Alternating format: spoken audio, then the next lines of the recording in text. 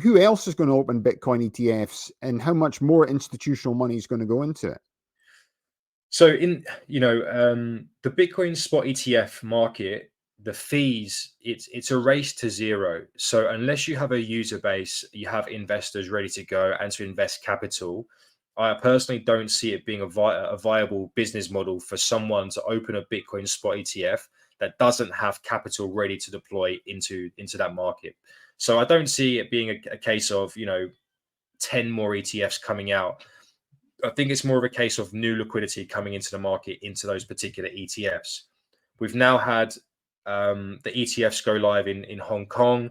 We have the UK potentially the second half of this year with similar type products. So I think it's more about fresh liquidity going into the existing products and the existing ecosystem. If you take a look at Standard and Chartered, they forecasted 100 billion to flow into these ETFs over the next 2 years, and they have a price target of 150,000 by the end of 2025. And if you look at the previous cycles, a minute ago you asked me about where we are in the cycle. Bitcoin generally doesn't find a market top until 1.5 years after a halving event.